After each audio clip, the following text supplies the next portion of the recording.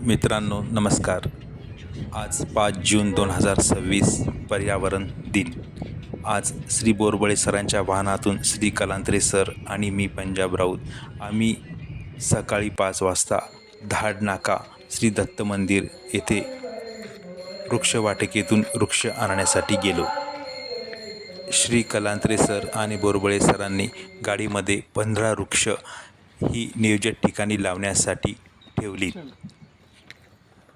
मित्रांनो, आजचा दिवस फक्त वृक्ष लावण्यापुरता मर्यादित नव्हता, तर पुढील पिढ्यांसाठी हरित भविष्य निर्माण करण्याचा संकल्प होता. कारण वृक्ष हेच मानवाचे खरे जीवनदाता आहेत.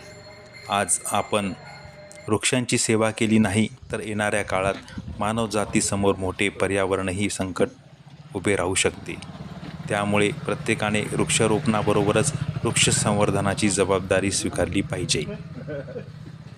पर्यावरणाची जाण म्हणून वृक्षांसाठी पाण्याची व्यवस्था श्री कुमावतजी आणि श्री सातव मेजर यांनी गाडीमध्ये पाण्याची कॅनी भरल्यात आणि वृक्षांना पाणी देण्यासाठी आज ही सकाळची सेवा ते 5 वाजल्यापासून करीत होते.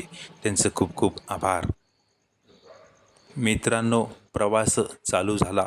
पाण्याच्या कॅनी वृक्षांना तृप्त करण्यासाठी भरण्यात आल्या.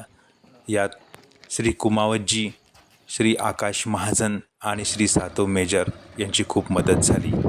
आमचा सकाळचा प्रवास वृक्ष लावण्याच्या नियोजित स्थळी ठिकाणी पोहोचण्यासाठी चालू झाला. आम्ही नियोजित स्थळी पोहोचण्याची दिशेनेच होतो. सकाळचं सुंदर निसर्गरम्य टेकडीवरील दृश्य, हवा, इतळ आकाश, मनाला प्रसन्न करणारं वातावरण आणि त्यातच सूर्यनारायणाचं आगमन. मित्रांनो बघा, सकाळी या टेकडीवर लोक फिरण्यासाठी जातात.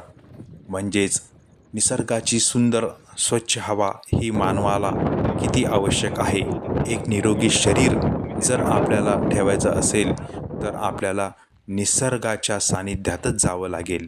ही ती टेकडी जिथे जवळपास 200च्या आसपास वटवृक्ष, पिंपळ, कडुनिंब, अर्जुन वृक्ष, बेलाची झाडं लावलेली आहेत.